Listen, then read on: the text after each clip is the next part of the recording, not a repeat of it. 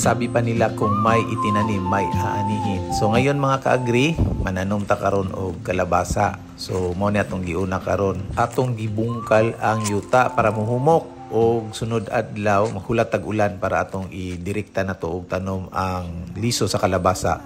Nganong nananom ko og kalabasa mga kaagri? Kay karon na ami project sa amo ang gamayng negosyo tapos kinahanglanon kayo mi og kalabasa naa sa 800 to 1,000 kilos nga kalabasa every week ang among kinahanglanon.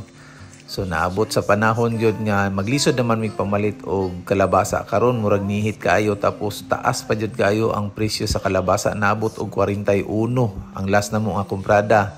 So naman tay gamayng luna diri sa Guma no, Davao del Sur.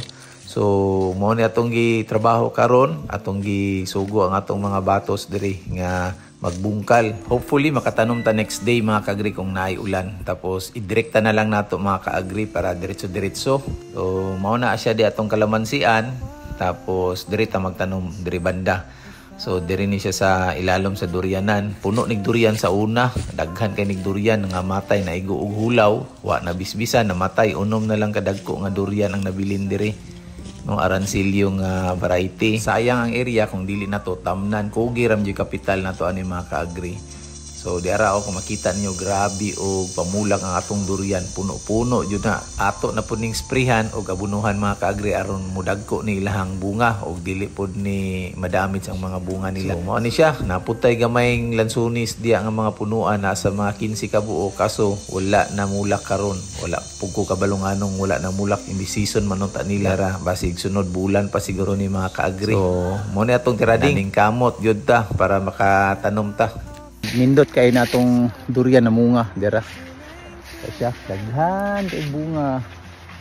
Puno ni siya. Nagbo lang ni siya nga durian. Ya kani diri lansunis. Ya diri magtanom mi diri og kalabasa. Mo ni siya ang area. Itong kalamansi ana didto. Araw. So mao to pagkahapon tirada si Ronald og pamisbis kay aron daw makatanom na dayon daw mi ugma. Yara gitirahan ni bis tanan. Tanang among gibungkal. Medyo ubay-ubay jud ni mga kaagri nanis mga 1/4 hectare atong matamnan og kalabasa. Hopefully update mo kung unsay dagan ani ug maka-harvest ba jud ta og kabalo ba jud ta magpadako aning kalabasa. Ug kini hapit na jud mahuman atong gipahimo nga lamisa og murag silbi lauting diri mga kaagri sa atong bodega diri sa Kalamansian.